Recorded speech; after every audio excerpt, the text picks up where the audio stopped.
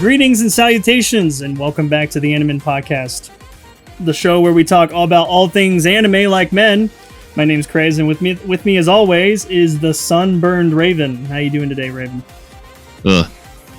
Red as a lobster. You hate to see it. Yeah. Oh, what you been up to since we last talked? It's been a couple weeks. We did 4th of July weekend. So aside from getting sun beaten, the weather's been crazy here. It's been storming, which we needed the rain, but I'm not sure that we needed this much rain. I actually on July 4th I went to Video Games New York, was picking up a few things, and I got caught in a downpour, and that's very easy to do in New York City. You know, a lot of us don't have cars.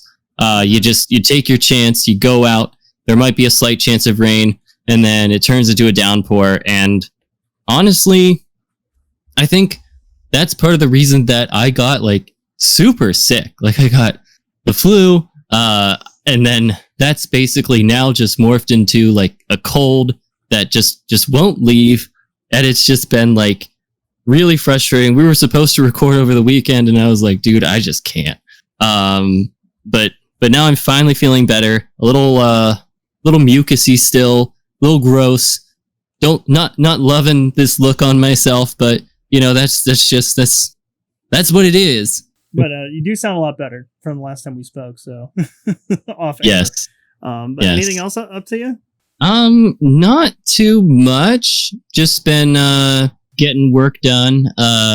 We've been setting up for the new school year, and I had to I chose today to do a whole bunch of busy work in terms of just repurposing a file from last year for the new year, which I just have been putting off for forever. I was like, I don't want to do this. This is busy work. It's stupid. I hate this. But I sat down and I did it, and I'm so glad it's over with and I can just get on with my life. But I've been putting this off since June, and it doesn't even matter. But the sooner I get it done, it's just I can continue to update it and use it as needed moving forward. So I just chose today. I was like, you know what? Fuck it. It's time. Just stop. How about we hear about what's been going on with you? Oh, there's a little bit of stuff here and there, Nothing new nothing news related on the 4th of July weekend. I just had a 4-day weekend, and I just enjoyed every minute of it because I don't get time off enough. And last week we went to the Celtic Festival, which I think I talked to you about off air. But yeah, it's like a Ren fair, and it's in town in our town, and they do it every year, and it's really nice. It's just it feels like the Renaissance, because you can still dress up and stuff, but they have all these games. I forget what the game is called. The sport where you just toss a giant log in the sky. I'm sure my wife is listening to this right now and screaming at me or texting me being like, you didn't know what this was? But it was really cool to see, because they would play that all day. And it's just them throwing a damn log up in the sky and seeing how far it can go. It's actually kind of cool to see, because these men, they're buff. They're no oh joke. yeah. And they're lifting this thing, and I'm like, if I even attempted that, it would probably fall on my shoulder. And I'd probably break my back. I would probably die in the process. So it's really cool. And then, good beer, good drinks. Yeah. I spent too much money at these, because they have tents there where people can, show off their shop. And it was just, little knickknacks there. I bought a vintage button-up shirt. I thought it would look kind of cool. I bought my wife a skirt. I bought her some stickers. There was an anime sticker shop, and they had tankards and stuff you can buy, and horn mugs. It was kind of cool. And my wife got me a horn mug that I can just put on the side of my belt if I ever wanted to drink mead on the go. I think that's kind of cool. So yeah, really good. And then in the process of that whole entire weekend with the Celtic Festival, I broke my phone, and it just fell out of my pocket and decided to not work anymore. So luckily we were already ordering our phones. So our new phones were already coming. So like the day before our new phones were showing up, I was like, well, my phone's broken. Now we have new it was time. It was like, time. Yeah, and so I actually bought a foldable phone, which is kind of like a new fad, a new thing. I haven't had less than like 24 hours on it, but it's really cool having like a little phablet, you know. Apart from that, I had a huge wedding ring scare, which I immediately told my wife because I was wondering where my ring was. I've never lost my ring yet. I've been one of those lucky few men who've not lost their ring yet in, you know, being married. And I've only been married for almost 3 years now. So it's really nice to not have that happen, but it did finally. And I was panicking, and you start looking in places you don't think you would normally look. Like my head was down the entire day looking through grass, through rocks. At my work, I was telling all my coworkers, I lost my ring. If you see it, it's silver.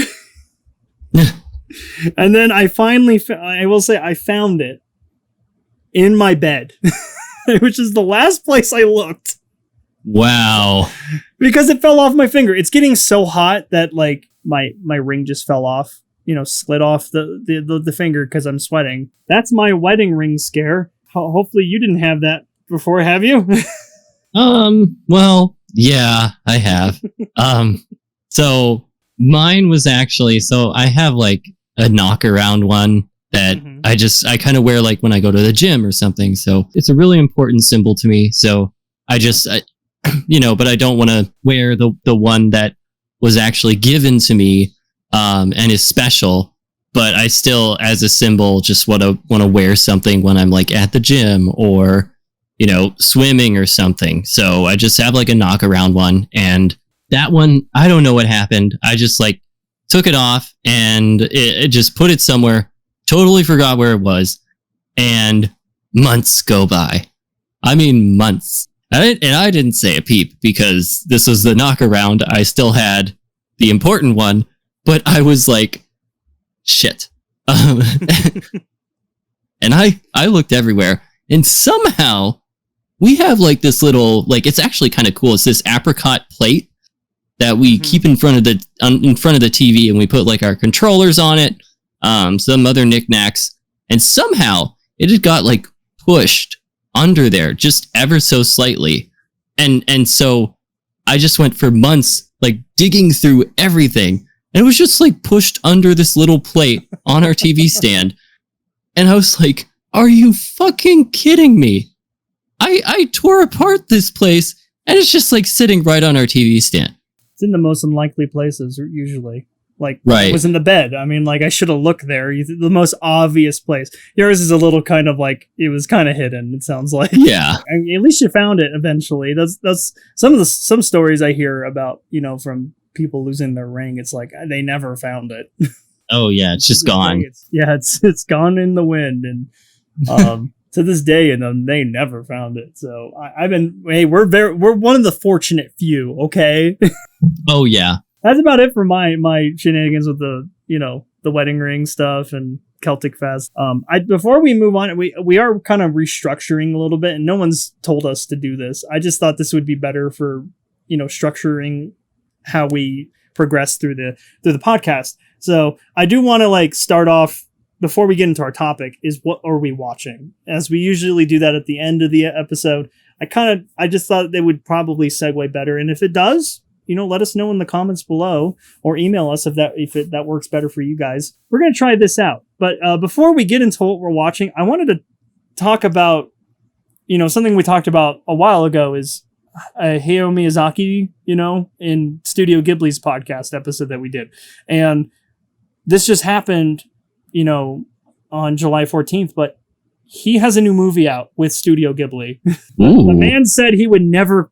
He was done. His last film was Wind Rises, and that was 10 years ago. Oh my God, 10 years ago. Holy shit. But he has a new movie out, and I'm blanking on the name now, which I should have literally written it down, but it just came out on Friday, on July 14th in Japan. It's coming to North America later and I'm trying to. I think it's called "How Do You Live," which is the question mark at the end. But I think it's also titled. I think in the U.S. it's going to be retitled as "The Boy and the Heron." So there's kind of two titles to it right now. And I just wanted to talk about that. It's nice that we're getting a new movie from him, even though he said he was done 10 years ago. Yeah. I did want to talk a little bit about the marketing this entire film. Studio Ghibli has not done any marketing except show a poster and tell you what the title is. They have not shown a trailer for this thing, which I think is very bold on their part. But apparently it is banging so hard in Japan right now. Like, it is doing so well because of the way that they marketed this thing. And I think it's like zero marketing, and yet it is blowing up in Japan. And I just find that so interesting that it's a Miyazaki film. It's Studio Ghibli again. So you just got those two together again, and they made a film, and it's saying it's his last one. He's 82 years old, so hopefully he'll put down the director's chair finally. Or hang it up. I don't know what you do with a director's chair. Throw it out? Maybe. But I just wanted... did you have any thoughts on the whole thing? I know you don't know that much about it. And neither do I, which I think is just a really cool premise that Studio Ghibli is able to do this kind of bold move and trust that people will show up. And it's working. I'm going to be there when it comes in North America. Believe me, and I will talk about it. Or we should talk about it if we could both see it at the same time. Well, and I think my thoughts are that, like, it's something that you aspire to, I would imagine, as like a director or as a creative in like the film industry or anime industry or whatever, is that you want people to say about you, it's not what he says, but what he doesn't say. And so just to have this poster, and not even to like blast it out there, to blazon it, but just to leave, just drop a little poster. And everyone's just losing their minds. Like, that's what you aspire to. That's true greatness. And I mean, well deserved from just an amazing career. And also if all it takes is him announcing, this is my last film, I'm done, to make another film, then keep on saying it, buddy. That's all I gotta say. I just sent you the poster, and I'll put it up in the video podcast, but that is just the poster. I just put it on Discord in our channel. That's wow, and that's it. That's it. All, yeah, that's it. Damn, I can't wait. I know nothing, and I think that's the best kind of marketing. Sometimes is when something just comes out and you know nothing. And I wish we get that more often with anime, with games. I mean, games have to promote just to get sales, and I totally understand that. You know, you have to show off your game and see if people are going to be interested. But it's like. What they did with Fallout 4. I bought Fallout 4 because it came out 6 months later, and I was so excited because they showed off like a trailer and then a little bit of gameplay, and they're like, it's out in 4 months after that. And I'm like, this is amazing. This is how I wish games are, you know, in general, but like you always get announcements 4 years later, and I'm like, like, I don't know where that hype is. I mean, my hype is gone at that point. I mean, with anime, like I'm hearing about stuff that's coming out next year, and I'm so excited. And I think giving you like about a year window is pretty great, but like keep it up, Studio Ghibli. So I didn't mean to go on a rant, but I thought that was so great to talk about this, and hopefully we'll be able to talk about it at some point, about the movie. Maybe we could do a spoiler cast. Ooh, that'd be fun. Yeah, his last film. I've been dying to do a spoiler cast, and I'm trying to figure, and I need to float some more ideas out at you, but like doing like just a watch party, or you know, just us talking about maybe start with like a short anime. And I have one in mind that I need to float to you, but I'll do it off air. I don't want to do it here to hype up. So I'll leave it there. But yeah, if you guys have a chance, please check it out. Again, it's going to be called The Boy and the Heron. I think I'm pronouncing that one right. That's a bird, right? Oh, a heron. Yeah. Heron? I am sorry. I butchered it there. All right. Well, before we dive into the topic now, let's talk about what we're watching right now. Okay, so I really took our last episode, the Guilty Pleasures, to heart, because I'm watching currently No Game, No Life, which if you're not familiar with it is cringy. Like, these are siblings, Sora and Shiro, and they like are an unstoppable duo in the world of gaming. They even beat God in a game of chess. And then that kind of right. They're matchless skill. And then because of that, they are transported to another world where all arguments, all problems are settled with games, which just sounds like a world that I would not love, because I'm actually terrible at like competitive games. But that's beside the point. They're great. They are amazing. But, a lot of people will shy away from this one because their relationship is very weird, very uncomfortable. It's almost borderline. Yeah. Yup. It is. Yeah. We'll leave it at that. You figure out what we're dancing around, beating around the bush about. But yeah. It's yeah. But then I'm also watching Amagami, which I had actually never watched before. So I played the visual novel on PSP through incredibly legitimate means. But what I love about the anime adaptation is it's like a visual novel, but in anime form. I don't actually have to do anything or make any choices. It's just like all of the story arcs in 4-episode arcs, with Junichi just being with all of the possible love interests.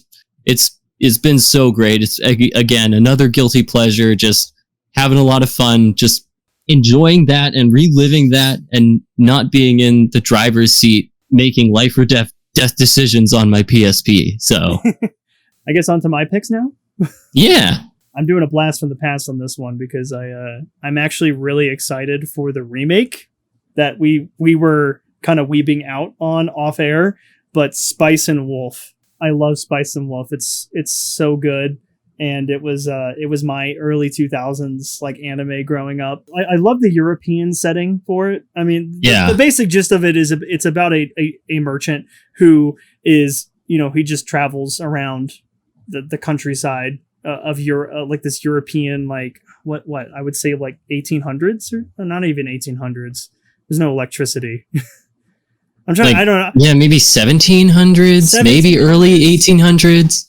And it deals with a lot of like religion stuff, or like religious tones, and it's not like thrown at you to death, but it's just like that's the world they live in. Like everyone's worshiping all the time to get like a good harvest. And he meets this wolf who the wise wolf Holo, who is an actual wolf, but she can turn into a wolf girl, a really cute wolf girl, which is the first time I fell in love with I dare say a furry type creature. This is my first time it was my first time experiencing feelings for a wolf girl, because she looked so cute.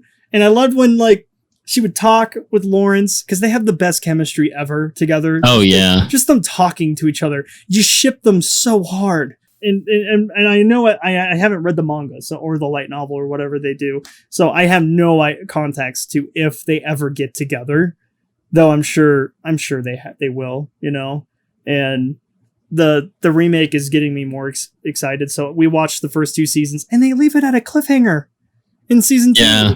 And I'm like, what? Why didn't we never get, it's been 15 years and we never got closure? Do you have anything about Spice and Wolf?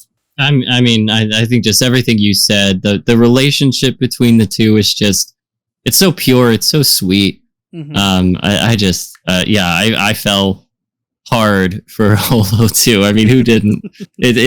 I watched it in sub, by the way, big surprise. And then my last one is, and I'll keep this one as short because I went too long on Spice and Wolf, but Dragon Goes House Hunting. It was my wife's pick next after we finished up Spice and Wolf. And I gotta tell you, this is really a really cool premise. So it's about a dragon who gets kicked out of his cave of other dragons, and he gets disowned. So he's like, I need to go find a place, and he can't find anything that's suitable to him. And he's the most scaredy baby dragon ever, and he's adorable, and I just want to hug him and tell him everything's going to be okay. But he can't fly, he can't burn, he can't breathe fire because it would burn his tongue. I mean, he's like the most wimpy dragon ever, but you love him. You love him. You want to see him find his new home. And so he meets a demon lord elf who is a real estate agent No, And of course. I know, right? And he takes him to like place to place. He like from like one episode of him like building his dream home with gnomes to like finding like putting him with like a bunch of other ghouls in a haunted house. It's so cool. Loved every minute of the 12 episodes I watched. It was so good. It's such a good pick. Yeah, I don't know. I highly recommend watching that one. So that was like the cliff notes of that show. So if you ever have time, Raven, please watch it. Unless you already have seen it. No, but it sounds absolutely precious. So I will be watching that one. Yeah, and I watched that one on Crunchyroll, which I forgot to mention. And then Spice and Wolf, we also watched on Crunchyroll. So where did you watch yours, by the way? I forgot to mention that. I believe No Game No Life is Crunchyroll, and then Amagami is Funimation. Which is still a thing. Yes, apparently. Very confused. I'm confused, but we're just gonna go through the motions here. All right. Well, that's what we've been watching. Please go check those out, guys. Now on to the topic at hand. And what is that today? All right. So our topic at hand is the summer 2023 lineup. And this episode shouldn't need too much of an introduction. For the most part, we're just going to let the shiny new summer lineup anime speak for themselves, as we do what we do best. We bout to some pretty exciting upcoming anime. Gather round as we name our top picks from the summer lineup, and don't forget to tell us which ones you're excited to start watching. There are so many this summer that we only stuck to two, and I really wanted to, and we both choose two that are like we're really excited for, that I think they are going to shine this year or this summer. They're definitely going to shine. Obviously, there are some great ones that are still kind of that are out that, you know, that are like second seasons, like Jujutsu Kaisen, Jobless Reincarnation is one. I mean, those are, and Bleach is back again. So those are big ones, but we're going to stay clear from those big ones that are, you know, that have already been out for some time. And, you know, it's the new season for those. So we have some really good original ones I'm really excited to talk about. So do you want to start with your first one? Yes. So my first one is available on Crunchyroll. The first episode aired on July 5th, 2023. There are currently 2 episodes out as of this recording, but there will most certainly be a third one out at least by the time we release this video. Mm-hmm. And it is Reborn as a Vending Machine, I Now Wander the Dungeon. And this one, you watched it too. This one is cozy as hell. Mm-hmm. This is a series we all desperately needed, but nobody asked for. I'm still trying to determine if this is a real anime or just a very elaborate ad for vending machines.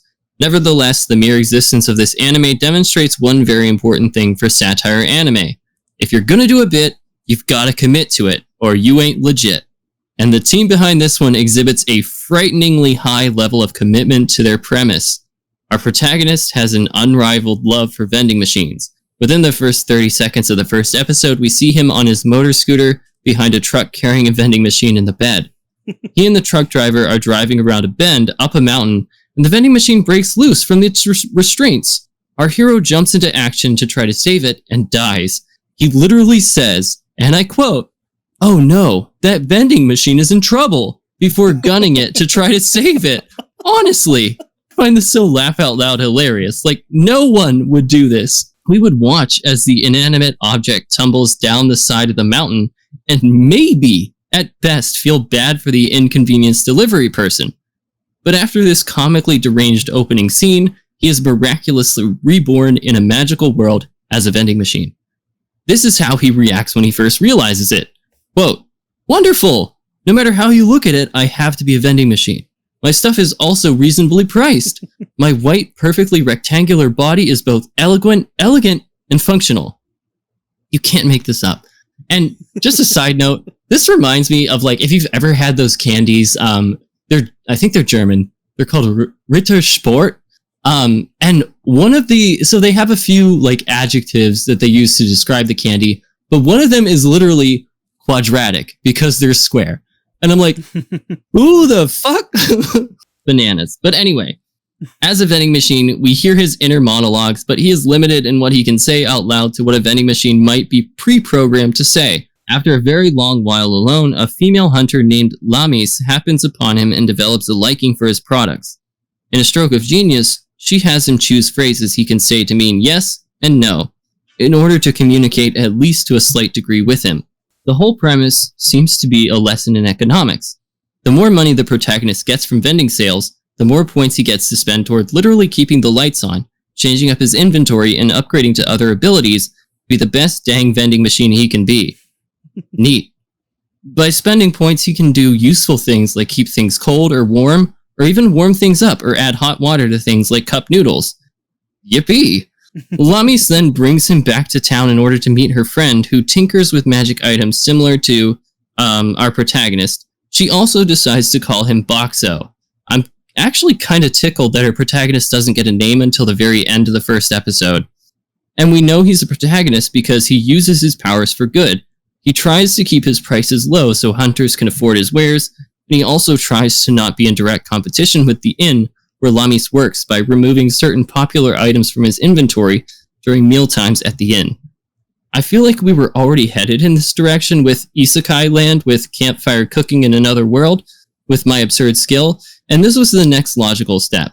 There is a glut of Isekai anime, and the good ones are few and far between. That's as good a sign as any that we're ready for the self-reflexive insights that can only be brought about through satire.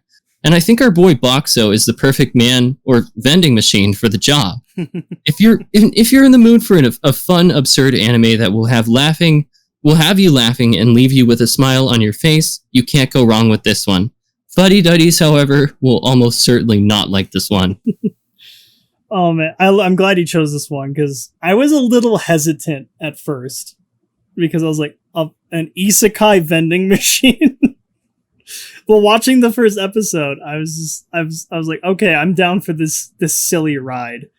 And with another yet absurdly long title that sounds like a setup to a punchline for every other light novel title in the past decade alone.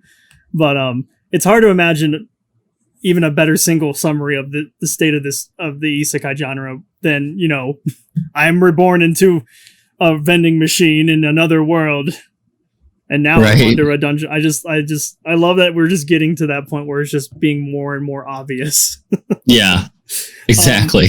And what I do find interesting is that I've always been fascinated by at least the Japanese vending machines. Like, yes, they get so crazy. I'm like, why don't we have this in America? Like they have coffee that warms up by itself, like in a can, no less. I'm like, how do you do that? How do we not have that? I want that. Or like a cup of noodles coming out of a vending machine, or like a pizza. I mean, it's just crazy that we don't have this kind of stuff in like the Western area. But like they're daring to be different in Japan, and I always if I ever go to Japan, I have to try like any vending machine that I see because it looks exactly like what in this anime is. It's like all these crazy different ones. Like you see Lemis eating, was it soup in a can? And it's water. Yeah. And and she's just having water at one point, but then like someone's eating udon later, like udon noodles or something in a cup, like one of the night guards, if I'm not mistaken. And yeah, it's so cool to see the different, and like I do like that he can like rotate his wares, and then like you said, not compete with anyone else in town. So it's such a good and absurd anime, and I think it's unique. Like it's very unique. I was a little worried to being like, how much are they going to milk this? Like, if this is like 12 episodes, how far can they go with a person who can't even move in this world without Lemis literally being a Death Stranding character and like on her back and just carrying Boxo throughout the entire world? I just find that so funny. And yeah, it's such a cool concept to see that this person can't do anything but serve, water or a cup of noodles. So, and then he has to live, like in order to live before he died, he has that point system and stuff. I just find that it got more interesting as he kept talking and stuff about what skills he has from like the shield that he can put up, but it's also like wasting a point per second or something. And like, oh shit. And so I just find that so interesting. So I'm interested to see where it goes. I only watched the first 2 episodes. I have obviously there'll be more. I don't even know how many they're going to be doing. But again, I am a little worried and hesitant on how far they can take this with a vending machine. But we'll see. but I love your first pick. It's so good. Any more you want to say about it? No, I think let's hear your first pick. Yes, I am so excited to talk about this one. Because one, if there's one genre that's been done to death, pun intended, by the way, then it would be zombies. With so much living dead content through many media, it's hard to find a fresh new angle of the genre. And what I found was Zom 100 Bucket List of the Dead, which is on Netflix, Hulu, Crunchyroll. It aired on July 9th, and it has currently 2 episodes out. Probably one more by the time this episode does come out as well. Now, I will say Zom 100 doesn't kind of reinvent that wheel of the zombie genre, though it has an entirely different goal in mind. And the straight pitch of the show is that it's a black comedy about the crushing nature of the corporate world and how awful the world can be when you hate your job, as anyone can relate probably. This is where our story begins, as it revolves around a young man named Akira Tendo, who's been wasting the last few years as a worker in a greedy company. In fashion, the company has no regards to their employees' well-being whatsoever. Akira is depressed, he's bored, he's unhappy, to the point that he is an empty husk walking around. He's basically a zombie. Then a miracle happens that wipes all his problems away. He wakes up one morning to find out that there's a zombie outbreak happening all over the world. And this only means one thing to him. He no longer needs to go to work. Rather than spending the rest of his life hiding away from the Walking Dead, he decides to make a bucket list of all the things he wants to do before he literally bites the bucket. And just that alone is just enough to get me excited for the show, because I just love that premise alone. It kind of gave me a little bit of, just watching the first episode just gave me that like Shaun of the Dead vibes. I don't know if you've ever watched that film, but like Edgar Wright, one of his first films, so good. It reminds me a lot of those tropes. And I swear to God, there are some scenes where it looks like he literally took some of the inspiration from Shaun of the Dead into the show, which is great. I'm okay with that. And I will say the visuals is so stunning. I love what they do in the first episode, the pilot, with this. It has like this amazing trick up its sleeve where it does like the color palette and is all muted during like flashback scenes with him at work. It's an effective way to show how drained he is from working in this exploitive company, but it makes it way more effective when vibrant colors start pouring into his life the moment he realizes there are zombies afoot.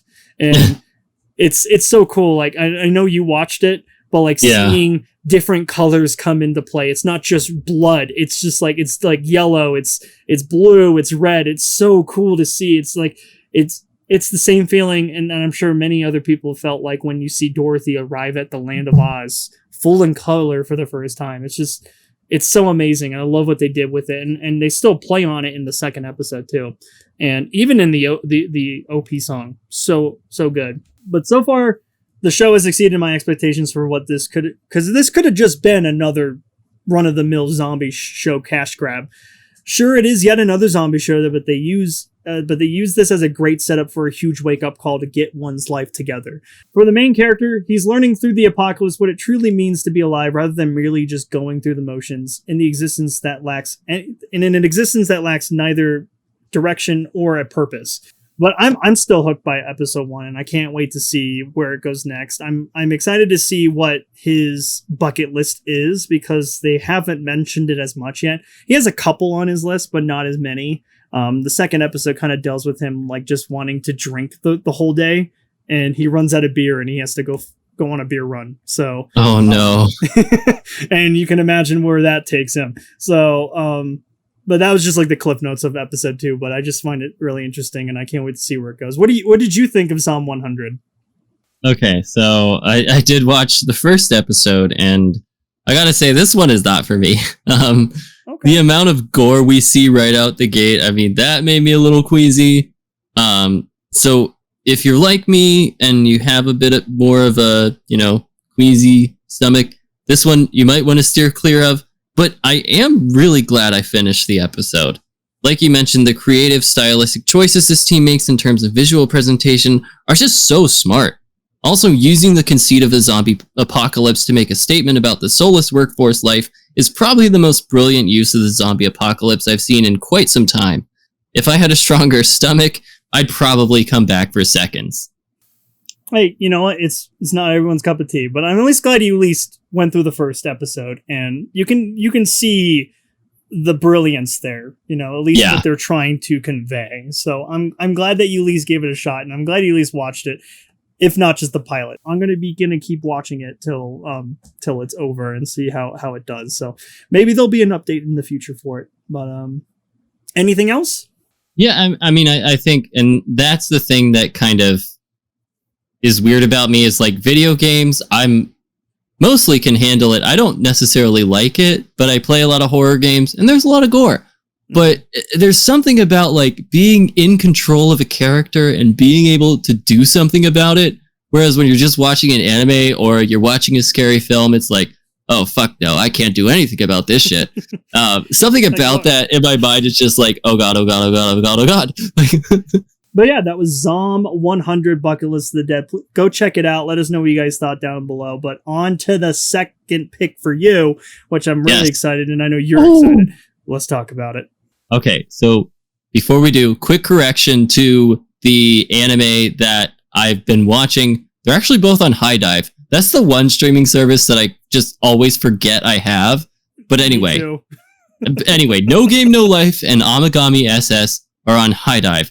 Neither of them is on Crunchyroll. Neither of them is on Funimation. That's my bad. There's the correction. My second pick, this is a great way to ramp into my second pick, is the Rurouni Kenshin remake, which is on Crunchyroll. The first episode premiered on July 7th, and fuck, I have been waiting for this forever. You wouldn't shut up. Yes, our very first episode. I talked about one of the anime that got me into a lifelong love of anime, and that was Rurouni Kenshin, the original. Mm-hmm. So, of course I wanted to talk about this, and just hop in my time machine to go back once more to Meiji-era Japan, if you will. As someone who grew up with and absolutely fell in love with the original anime adaptation of Rurouni Kenshin, I have incredibly high expectations of this iteration. And what I like about this one so far is that we start with a glimpse of Himura Kenshin as Batosai the Manslayer. There's a fresh stream of blood dripping from his katana as he stands poised, about to unleash his deadly Hiten Mitsurugi style on more warriors of the Shinsengumi. And in the final moments of the scene, we see Hajime Saito step up and ready his signature technique to oppose the legendary Manslayer.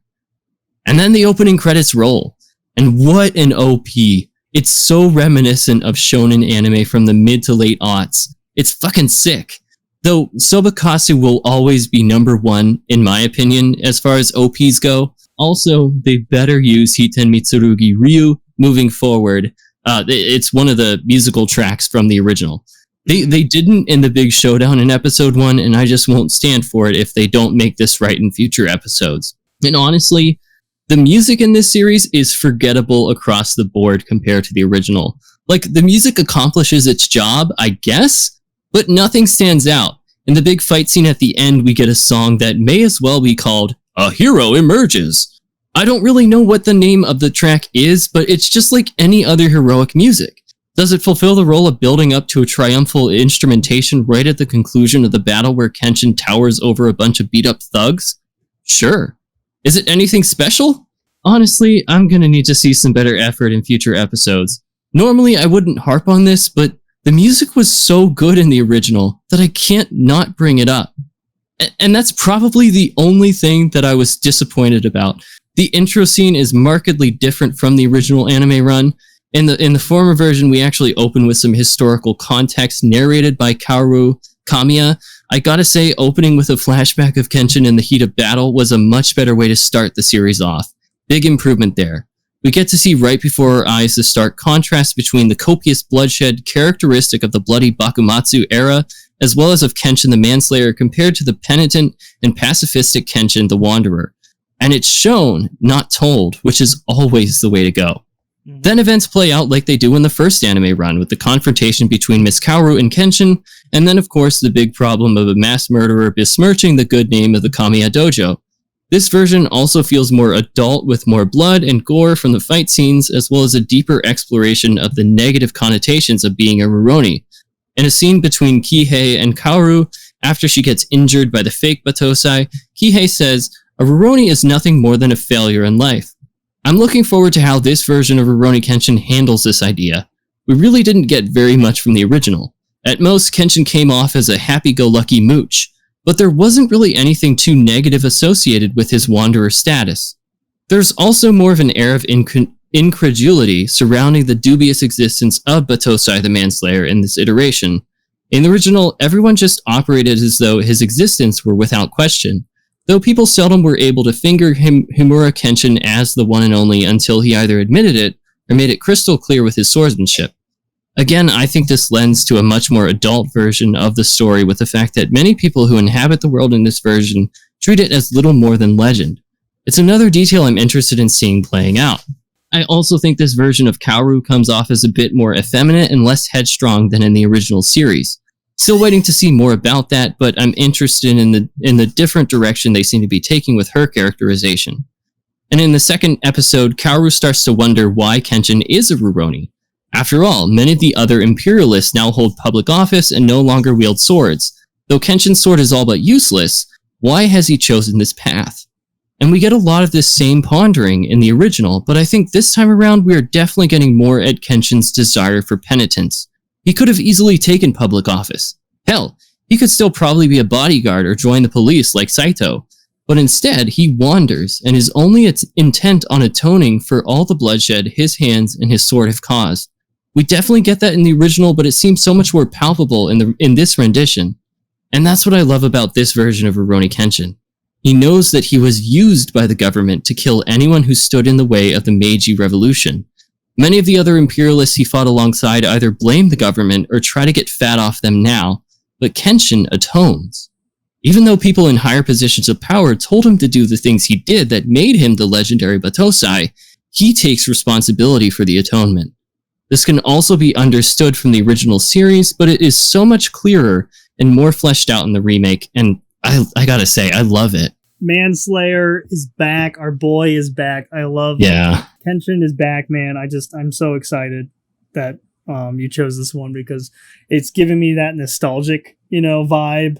And I really think they did a good job with the first episode. I think it did a good amount of effort to show the nostalgic side, but the anime avoided feeling outdated, Yeah. And managed to blend in seamlessly with, all the contemporary shonen anime that we know today.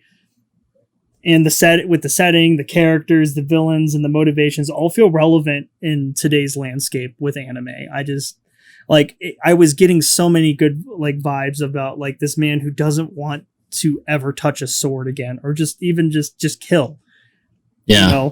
It gave me a lot of vibes of Thorfinn from Vinland Saga that I talked about recently, and how he's on this, on this path of no violence ever. He'll never kill another one again because of all the bloodshed he did just to avenge his father. And for what? I feel like that's what we're getting with Kenshin. I'm seeing what I saw in Thorfinn a lot with Kenshin, in that hesitance and to stick to that goal. And obviously there's going to be a lot of obstacles in his way. So I think I'm so glad he chose this, man. And the animation is solid. Those songs, the OP and ED are bangers. I do understand the music side of things. I didn't recall any of the music in the first. I haven't seen the OG since, man, Toonami days, Saturday night Toonami. But man, both those songs for this remake, the ending theme performed, I think, by Rayol. If I didn't put in my notes here, I think it was Rayol. I lost all my notes in my old phone. They're bangers that enhance the atmosphere to the series. I think it adds a layer of excitement and anticipation of what's to come. For this show. So I think it's off to a good start, but it's just nice having our Manslayer back. Oh yeah. So I that's all I'll say about it. I can't wait to see more. I didn't watch episode 2 yet, so you kind of give me some sprinkles there. I'm really excited to watch that one later this weekend. But yeah, is there anything else you want us to talk about? No, I think that's about it. I'm episode 2, I definitely watch it. I'm excited to see where they go next. So I'm adding it to my summer lineup. We have so many now that we just have to watch one a day now, and then we watch a few more in the weekend. So it's kind of like we have something to look forward to every night to watch. So it's just so great, and this is up there. So that's on Crunchyroll, and I don't know if it's getting a dub. I was hoping. I don't know. Yeah, but I enjoyed it subbed. But yeah, go take a look at that. My last pick, and I think I'm more excited about this one than Zom, and I'm so glad because I watched the second episode during the weekend, and oh my god, it was so good. It was so good. It's like what the show really is, but undead murder farce. I'll be honest with you, Raven. When looking at the lineup this summer, there's only one show that caught my attention, and it was purely based on the title. And again, undead murder farce or undead girl murder farce, because it's actually that's the original title to it. I'm a sucker for the supernatural period pieces set around Meiji era, and that's the same thing with Kenshin. It's a Meiji era period, and I'm a sucker for that. I don't know why. And this show seems to have a solid atmosphere along with some slick character designs from the first 2 episodes I watched. This was a fun anime to research, though, by the way, because every little detail that I found only made me more excited for this show. Learning that it's a yokai Meiji mystery series starring the disembodied head of a female detective is a fun premise already, but my expectations are further uplifted by the knowledge that this was initially a novel series. Novel adaptations are very rare, and are very rare for the manga and light novel treatments. So it's really refreshing to see this get adapted in this kind of media. And I think there's only like 3 books out. The series already seems steep in its appealing, creepy style of murder mysteries and monsters, which would make it eye-catching to begin with. But there's also the point that where this anime is coming from. And it's directed by Mamoru Hatakeyama. Hopefully I didn't butcher that one. But he is responsible for one of my all-time favorite animes, and that is Kaguya-sama Love is War. He did the whole run on that, and it's amazing. And he shows the same treatment to this show. The basic premise of the show, though, is set in an alternate version of the late 19th century Europe that's ripe with monsters that live with society almost, which is kind of interesting. And they kind of sprinkle that in the second episode. The series follows a half-human / half-oni named Sugaru Sinuchi. Hopefully I didn't butcher that one either. Who is currently going through the motions, as it's only a matter of time before the latter half of him takes over completely. He spends most of his days and nights drinking and fighting against monsters in a cage match with, being gambled by humans. It's a life he's content with living, but one fateful night he comes across an immortal head in a cage who's transported around her by her silent but deadly maid. My wife wanted to add that one in. And I was saying wife.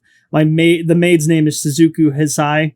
After nearly 1,000 years of unrest, Aya hires this put-upon Oni Slayer to orchestrate her execution. In exchange, she'll spare him a grisly fate where he's consumed by the Oni living within him and thus losing his humanity for good.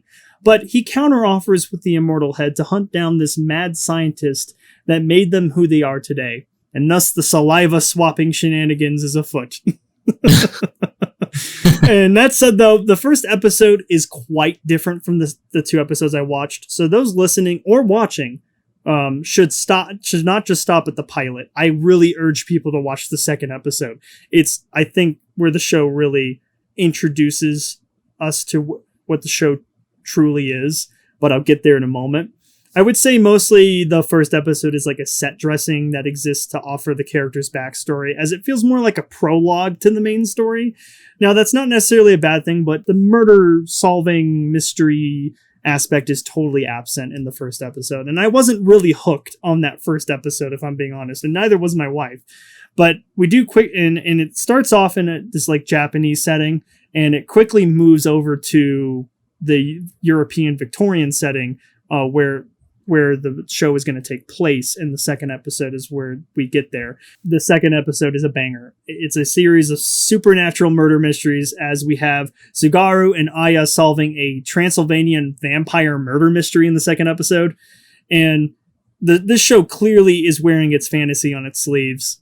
The show seems like it could just be open to about anything and everything. Like it even name drops Count Dracula as an example. I'm just so excited to see where this is going to take them. Like, I'm wondering if they're going to bring in Frankenstein, if they're going to bring in Jack the Ripper, the Mummy. I'm so excited to see where they're going to go with this. And with all that said, though, the show is off to the great start. It's weird, it's spooky, it's moody, it's stylish, it's engaging on all fronts, with my goblin brain at least. The setting is a perfect blend of this Victorian English with a splash of Meiji Japanese aesthetic, and the mystery elements is well executed and well placed in my opinion, with all kinds of twists and turns common to the classic whodunit mysteries, especially in that second episode.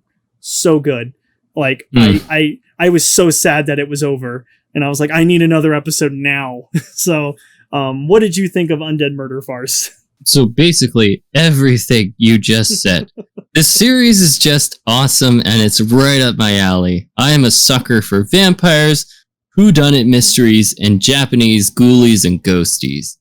Now, like you, I did find the first episode to be just a little out of place, or not quite satisfying compared to the second episode. But like you said, it does provide some really good backstory for us, and we move forward with our principal characters and in some nice directions. The one thing I'm thinking is just like, it kind of felt like a superhero origin story episode, which maybe they should have held on to that and been like, all right, we're just going to jump right in. We're to get to the murder mystery, the fun bits, and then like episode 6 or 7, we're going to throw in this origin story. Maybe they could have done it that way, but regardless, like you said, just get through that first episode and then just keep on watching, because it is just a thrilling ride. Yeah, the relationship between the two I love so much in the second episode. It just like they were on fire with each other, and like everyone like still confused of like who's talking in the room when it's clearly a decapitated head behind a bird cage. Oh, yeah, it was like, it was so funny, and I was like, this is so great, and everyone's just like, who's speaking? Is it the maid? How is she doing that? Is she a ventriloquist? Like, I just thought it was so good. And like, yeah, and I didn't talk about it much, but I really love the idea of like these monsters living in with society, especially in the second episode. They bring a little bit in there with like vampires. They exist. They're not in hiding. Like these monsters, they live with humans. And they haven't touched like human blood in over 20 years, and they're trying to live within society, and they go after deer and stuff. And I just found that so interesting, and like them having rights, and like obviously you have humans being like, oh, they shouldn't get rights. I find that so interesting as like this world building of like these monsters that live with us. Yeah. And how that, and like I'm so interested to see where that's going to take us as they progress through like solving all these mysteries. So I'm really glad that you stuck with this one and you're loving it as much as I am, because this might be my, because my wife, like, we watched the second episode. She's like, this might be my favorite thing this summer. Again, Undead Murder Farce. Please check it out. Crunchyroll. Probably 3 episodes by the time you're listening to this. You will not be disappointed. All right, let's wrap this baby up. Any final thoughts on our summer lineup?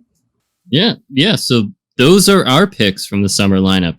Which ones stand out above the rest for you, though? As always, let us know what you think of our picks and about which summer anime you've been enjoying in the comments on the YouTube version of this, or by emailing us at theanimenpodcast@gmail.com. And, check us out over on Spotify, Google Podcast, all that jazz, Instagram, Twitter. We're posting all our shorts on those, so you guys can enjoy little snippets, little goodies of that we're offering you guys. So hopefully you guys are enjoying it.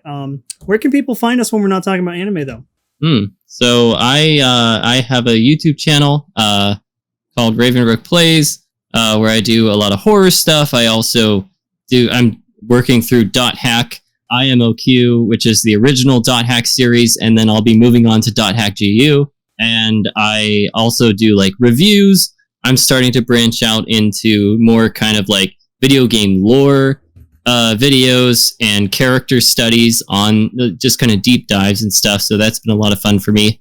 And then, of course, I do collaborations with you as well. So, lots of good stuff going on there. But where can we find you? Yes, over on the YouTube's Grumble Gamers. Yes, we're still playing through Paranormicite, which I know you are as well. So yeah, I'm loving it so much. Oh my god, I'm texting you off air. Holy shit! Can you believe this? And you're like, I know. And it's so good. It's like one of the most creative visual novels I've ever played. Seriously. And that's saying something because I love Doki Doki Literature Club, and I think that's like, this might stand above that, which is saying a lot. Yeah, loving that. We just started our Riven playthrough with the Grumble Mom. It's one of her favorite point-and-click games, so we're that's coming out very soon, if not already. So look out for that. And yeah, we do some collabs with you, and we just finished up our A Way Out. That was so fun with doing that with you, man. I'm glad you. Oh yeah. Yeah, I'm glad you loved it. Going in, I mean, I already knew the whole story, but like, just having that interactions and playing with you, so fun. So I'm glad you enjoyed that. And then we're playing something called Killer Frequency right now, which is a murder. It's a horror game, but it's set in a radio show, and you're the radio host, and you're getting calls from people that are being about to be killed by the murderer, and you have to try to help them out of the situation. It's such a cool premise. Oh, like the whole time I am just at the edge of my seat, and it's all in first person. It's so interesting because you can like interact with everything. You can put on music. You can like put on ads because it's like in the 80s. It's like very retro, and you have the lovely Peggy who's in the other room helping you out, talking to other people. And because she like lives in the town, you kind of just got there. It's such a cool premise. I would highly recommend people play Killer Frequency. You will enjoy it, or just watch our videos. We're killing people left and right by accident, because honestly, you can apparently play the whole game trying to save everyone, or you can kill everyone. So it's actually kind of interesting. Damn. It does like a good replayable, replay value there, where you can go and try to go for the good ending or the very bad ending. So really cool premise. That's about it. Let's get on out of here. What's our next topic before we close this curtain today? So our next topic is the totally 80s dude episode. 80s anime. Yep. Yeah, we're going to be talking about some good old classics. I don't know what people say in the 80s. Tubular. I was actually thinking tubular. I just didn't know if that was correct. That's so fetch. I don't know. Yeah. Did you say fetch? I don't. That's Mean Girls, Gretchen Wieners. Oh, I am actually glad you got that reference. Oh, you're a Mean Girls connoisseur, I see. Oh yes, absolutely. Dude, I lived with 3 sisters, so of course I knew what Mean Girls is. Until then, I'm crazed. And I'm Ravenrook. Weeb out. Weeb out.